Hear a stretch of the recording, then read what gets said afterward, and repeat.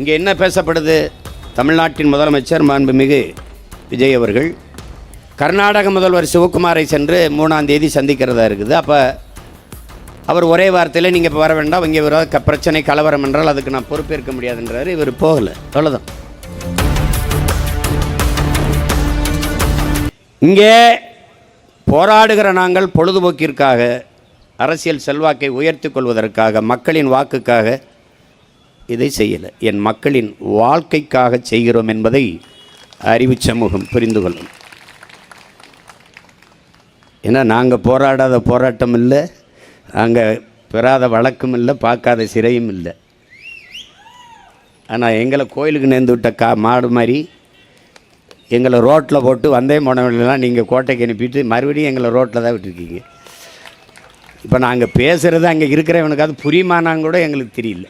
ஏன்னா அதுதான் அது ஏதோ எங்களுக்கு சொல்லுவான்ல, வாங்கி வந்த வாரம் அப்படி இருக்குது, ஒன்றும் சரி கிடையாது. இதில்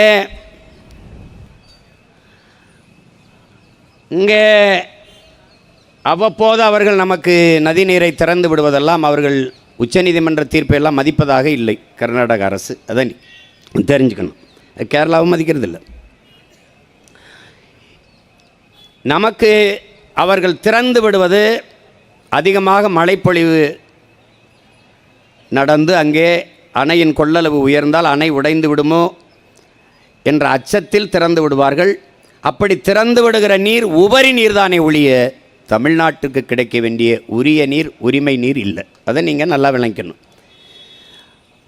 ஒவ்வொரு முறையும் உரிய நீரை, உரிமை நீரை தந்திருந்தால் நமக்கு எந்த பாதிப்பும் இல்லை. அவங்க சொன்னது மாதிரி இப்போனா நமக்கு முறையாக குறுவை சாகுபடி நடந்திருக்கும், முறையாக நமக்கு பருவத்துக்கு தண்ணி தரப்பட்டிருந்தால் நமக்கு பாதிப்பு ஏற்பட்டிருக்காது.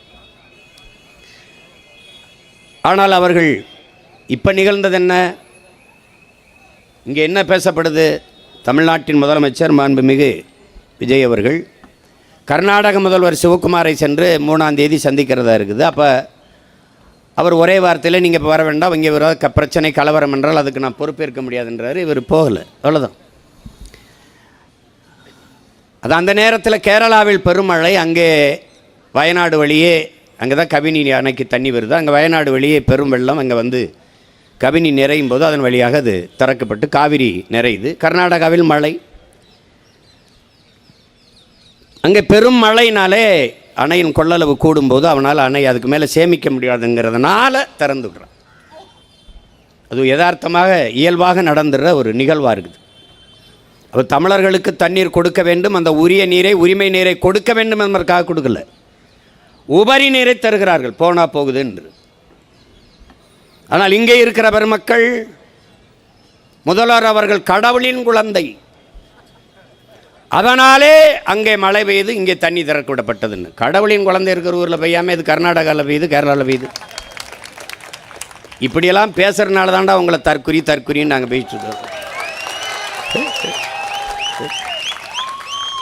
ஏதோ நாங்கள் ஏதோ தற்குறின்னு சும்மா போகிற போக்குள்ள சொல்லலை, ஆய்ந்து உணர்ந்து அறிந்து தெளிந்து பேர் வைக்கிறோம். ஒரு மீன்வளத்துறை அமைச்சர் ஸ்ரீநாத் அவர்களிடத்தில் தூத்துக்குடியில் துறைமுகத்து விரிவாக்கத்தை பற்றி பேசுகிறாங்களே, விரிவாக்கம் செய்ய போறீங்களா, உங்கள் கருத்து என்னென்னு. நான் திருச்செந்தூர் இருக்கேன், அந்த கேள்வியை தூத்துக்குடியில் வந்து கேளுங்கிறப்பில்ல. தூத்துக்குடியில், திருச்செந்தூரே தூத்துக்குடி மாவட்டத்தில் தான்ப்பா இருக்குது. நீ தமிழ்நாட்டுக்கே மீன்வளத்துறை அமைச்சரா இல்லை தூத்துக்குடிக்கு மட்டும் மீன்வளத்துறை அமைச்சரா? இப்படி பேசுவதாலே தான் நீங்கள் தற்குறி. புரியுதா? நிதியமைச்சர் நிதிநிலை அறிக்கை படிக்கிறாரு. 7500 7550 அது தெரியல, அது 7500 7050 சொல்ல வரல அவருக்கு. 7500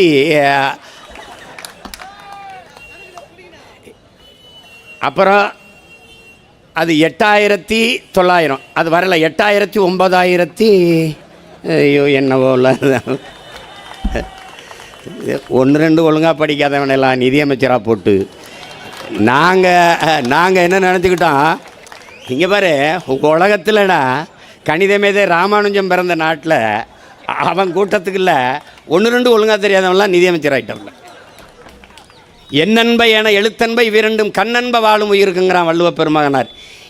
ஏன்? எழுத்து வருவதற்கு முன்பே என்னை கண்டுபிடித்தவன் என் இன மக்கள் என்பதை புரிஞ்சுக்கணும்.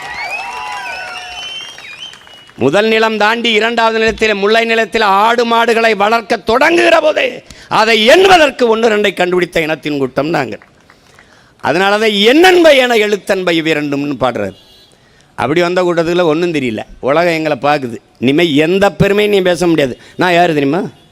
நான் சேர சோழ பாண்டியன் பரம்பரை. நான் யார் தெரியுமா? புலித்தேவன் வாரிசு. நான் தீரன் சின்ன மேலே பேரன். டே போடாங்கிட்டு போட கேவலப்படுத்திடுவான். கம்பன் இளங்கோ ஐய போப்பா அப்படின்றான். ஒரு பெருமையும் உனக்கு கிடையாது. இப்போ இந்த சூழலில் இங்கே பேசியவர்களெல்லாம் குறிப்பிட்டார்கள், நாங்கள் தேர்தலில் வெல்லாதிருக்கலாம், தேர்தலில் தான் வெற்றி பெறவில்லை, கொண்ட கொள்கையில் நிலைப்பாட்டில் உறுதியாக நிற்கக்கூடிய கூட்டம். இந்த மண்ணுக்கும் மக்களுக்கும் ஒன்றென்றால் உயிரை விட மேலானது என் மக்களின் உரிமை என்பதில் முன்னாடி நிற்கக்கூடிய பிள்ளைகள் நாங்கள்.